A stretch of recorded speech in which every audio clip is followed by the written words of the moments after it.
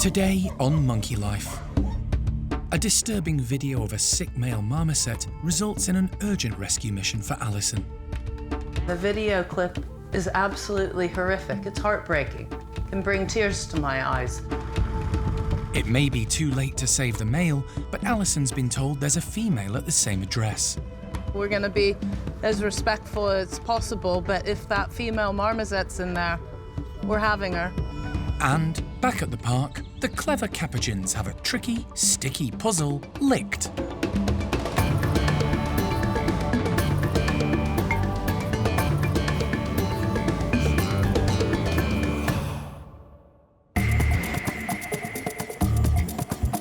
Monkey World in Dorset, buried deep in the English countryside, is the largest sanctuary of its kind on the planet. The team, led by Dr. Alison Cronin, rescue and rehabilitate abused and unwanted primates from all over the world. You just never know how it's going to work. The park provides a home for more than 260 primates from 25 different species.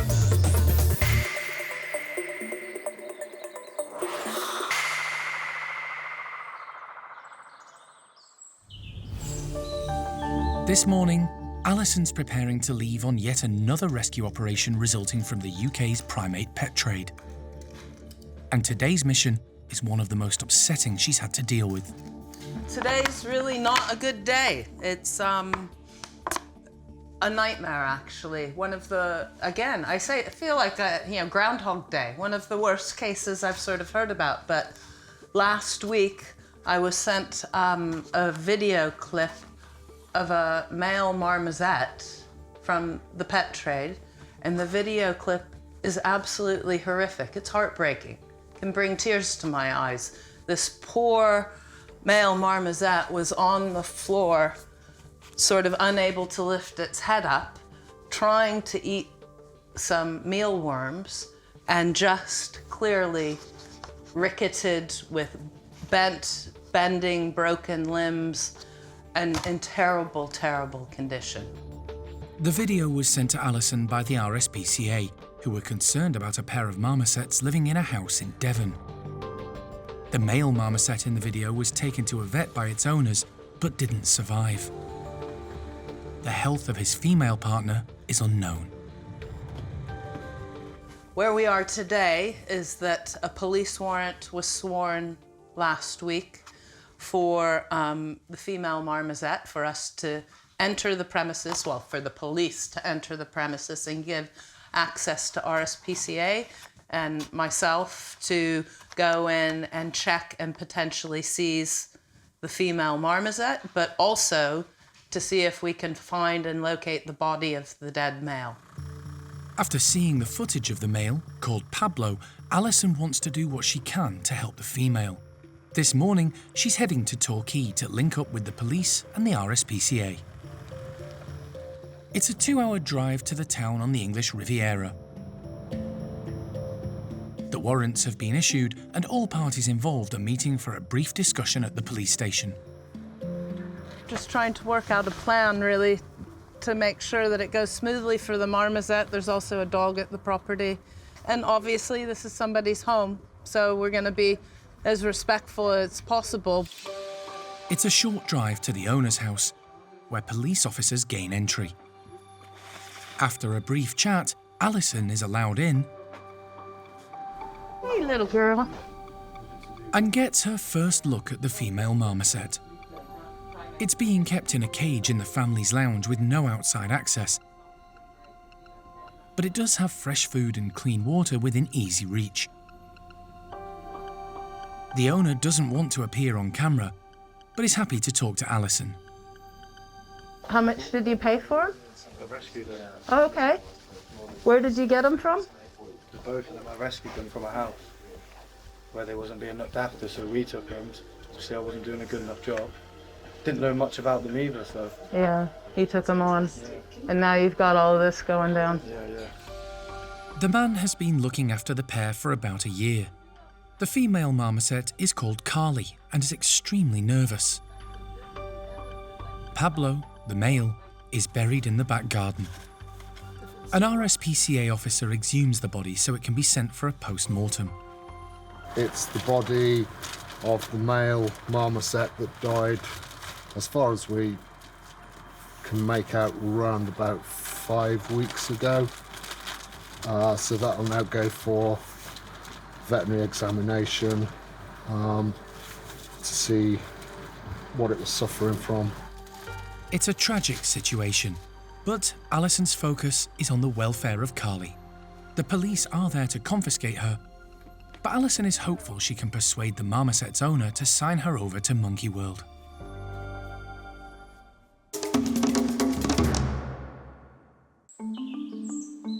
Chimps love routine, particularly at feeding time.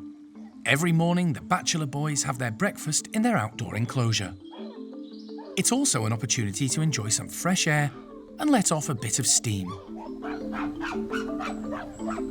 While the group are fully engaged outside, inside the primate care team get to work. There are bedrooms to clean and the playroom to prepare. Today, they're also busy making a surprise for the boys to help keep the group happy and active. We have some donated raspberries, which is quite exciting for them, and also we've got some locusts as well going into the bottles.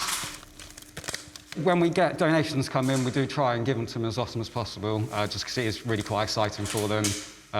Gets them to use their brains a bit as well, to work out how to get the stuff out of the plastic bottles. And yeah, hopefully they'll really enjoy it today. Chimps eat insects and grubs in the wild, but the last time the bachelors were given something moving to eat, they weren't too enamoured. The huge hissing cockroaches definitely weren't to their taste. Today's locusts mixed in with fresh raspberries may persuade them to give it a go. It does depend on the individuals, so some guys will go straight for them because, as I say, it's really exciting. Other ones will actually collect and hoard them. Someone like Sammy will actually get a little collection of the insects going, basically because he's really quite greedy, where someone like Charlie might not actually pay that much attention to the insects. Time to see what the boys make of the lively locusts.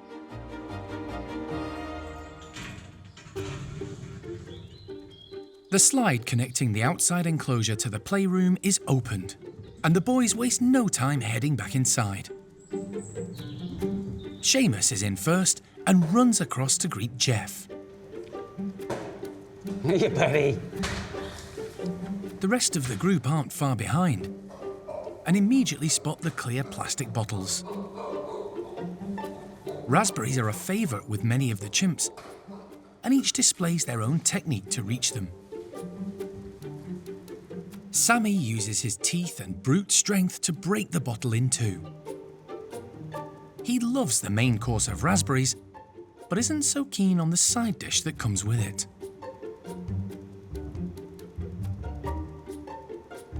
His friend, 23-year-old Seamus, does things a little differently, cleverly unscrewing the bottle top using his teeth before tipping the fruit into his mouth. Seamus was born at the park to Mum Cherry after a birth control accident and holds a low-ranking position in the bachelor group. But he's well-liked and a bit of a character. Jester is one of the more dominant boys. He strikes lucky finding a pile of raspberries on the floor and immediately hoovers them up.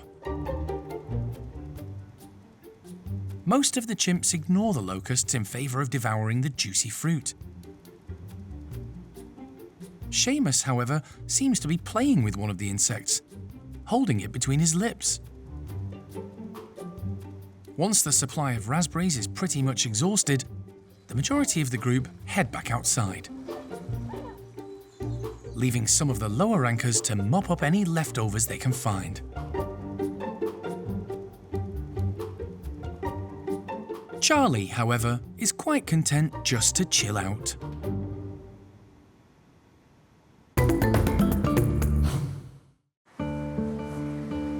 At the domestic marmoset house, the team are preparing a bedroom for the potential new arrival, who could turn up within hours. They're waiting for news from Devon, where Alison is trying to persuade the owner of a female marmoset to sign her over to the care of Monkey World. We'll need to prepare the facilities we've got here depending on how bad of a state this female is in. It could be that she's all right condition-wise and isn't as bad as the male, in which case she can go into a normal marmoset bedroom. But if she's anything like him and has rickets anywhere near as severe as he does, we will probably not be able to put her into a normal marmoset bedroom. She will probably have to go into a smaller birdcage type scenario for at least a week or two, while we flood her with vitamin D3 and try and build her up and try and undo what damage we can. It's good news. The owner has agreed to sign over the surviving female marmoset, called Carly, to Alison. He understands Carly will get all the specialist care and attention she needs at the park, something he can't provide. I'm going to try and get Carly to walk into the box by scattering around some grapes and things. And some waxworms. Are you watching, Mrs.? Look. Oh, so tasty. Yes. But persuading the nervous little monkey into the travel crate is going to be a challenge. Good girl. Come on, then. Alison draws the curtains to help keep Carly calm. She tries to entice her into the box with waxworms. I know. I wasn't fibbing, I got loads more. But the female marmoset isn't convinced. Well, she doesn't seem to want to be brave enough quite to walk in. There's only one thing for it.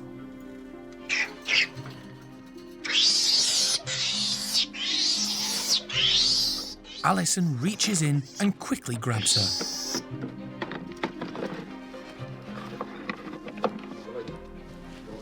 Yeah, I put a glove on. I've learned that lesson before. Basically, she's saying, no, I don't want to go in the box, because she knew that something was up. And in the end, you can offer them the opportunity, but at some point it becomes more stressful when you're stalking them with your box and your waxworm. So sort of a judgment call at what point that you finally just say, get it done, quick, over, and now she's calm in the box, and she's got a soft blanket in there. And some food, and we have water bottle for her outside, so. Carly appears to be in reasonable condition, so could soon have the opportunity to bond with a new mate.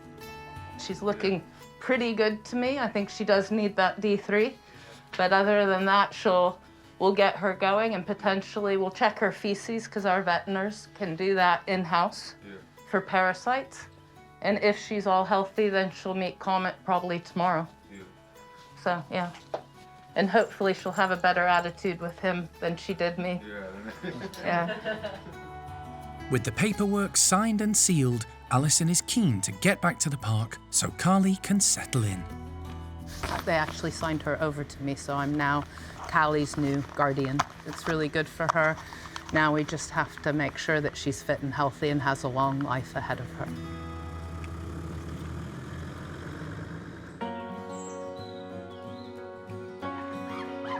Enriching the lives of the primates at the park is one of the care team's constant and most important undertakings, and it's a continuously evolving task. The aim is always to encourage natural behaviours and keep their charges engaged. To do this, the staff need to keep coming up with new ideas. But sometimes a good idea for one group can prove useful for another too. Like this mobile termite mound, which entertained the youngsters at the orangutan nursery. It proved such a hit that Toby is borrowing the idea and preparing to try it out on Erico's group of capuchins down at the lodge. They're quite versatile and we can use them in a number of ways. We use them like we do an artificial termite mound, where we hang them on the outside of the mesh and they have to reach through or poke sticks in to retrieve the treats. Or today, I'm actually going to suspend them in their outside enclosure, high enough up the ground so that they actually have to work a bit to get it, and they have to go along the hosing, and it will encourage Sean and Erico, hopefully, up off the ground a bit, because those two could do with doing just a little bit more climbing. Toby is smearing the inside of the kongs, which are attached to the boards, with honey and adding the capuchin's breakfast of sliced bananas still in the skin. Hopefully the honey, being a high-value item, will keep some of the more dominant individuals busy, giving the others a chance to get involved.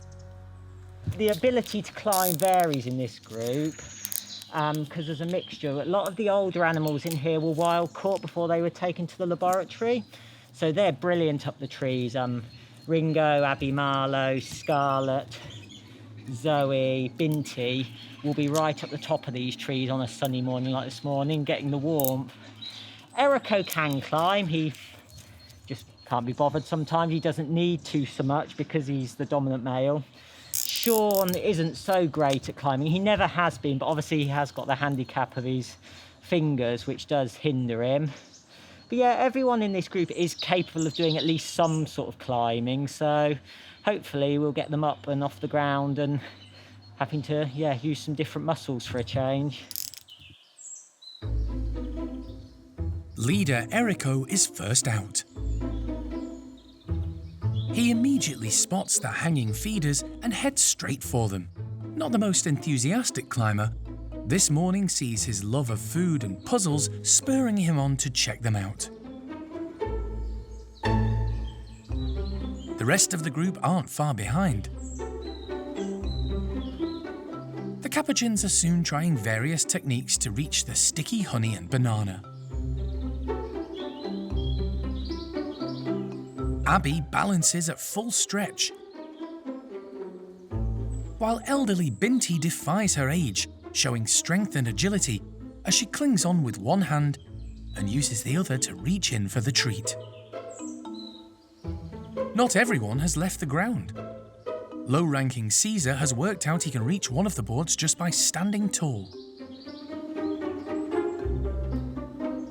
But most are having a good workout and showing off their Mission Impossible skills.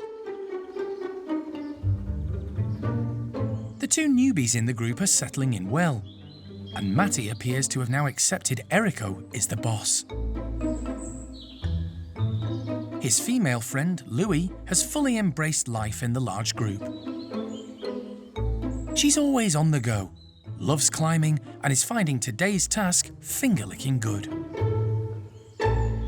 She's not one of the wild-caught ones like, say, the likes of Abby Marlowe and Scarlet, so seeing her climbing around like that and sort of using her tail and using her sort of balancing herself, it's really good. She'll have used all sorts of core muscles there because she sort of has to balance on top of the board while sort of reaching down and getting the banana out and getting the honey out. So yeah, she's done really well. She seems to have really sort of thrived with it. In the wild, Capuchin monkeys are found roaming the tropical forests of Central and South America. They're an arboreal species.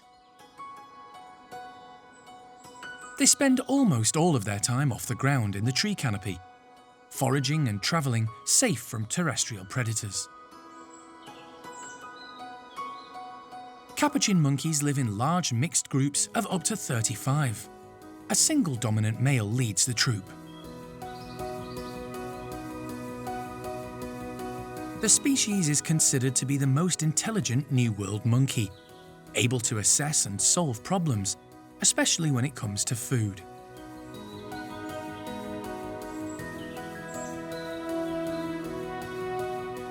Erico's group have certainly demonstrated their ability today.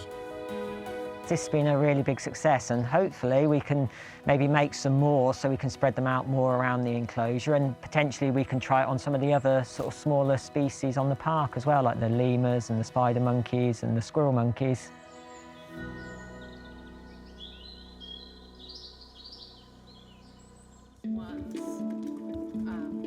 After a long and stressful day, Alison has arrived back at the park from Devon with female marmoset Carly.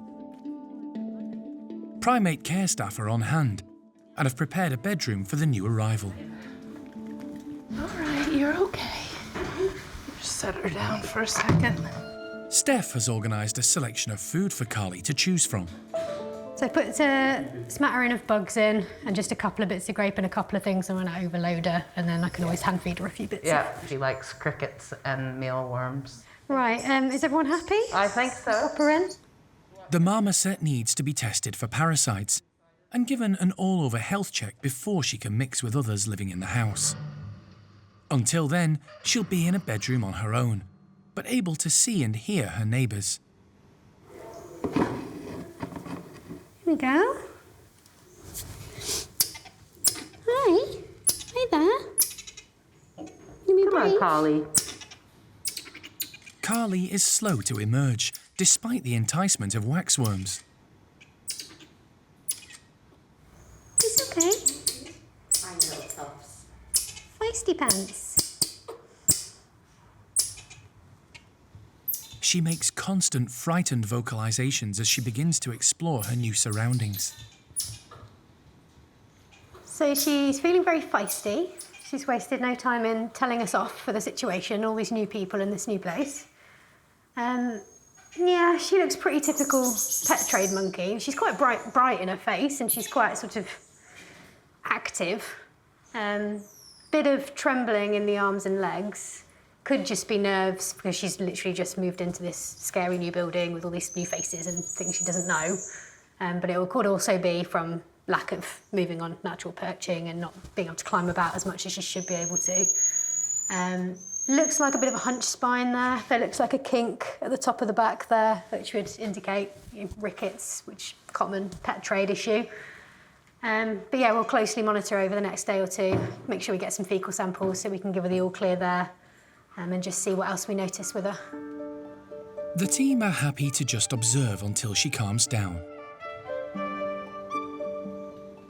She's already gone into Steph's bed up there rather than her own, so I think she'll settle in just fine. The park's vet nurse and primate care staff will assess Carly over the next few days. If she gets the all clear and is settled enough, she'll be introduced to a new partner called Comet and can begin her new life in safe surroundings with company of her own kind.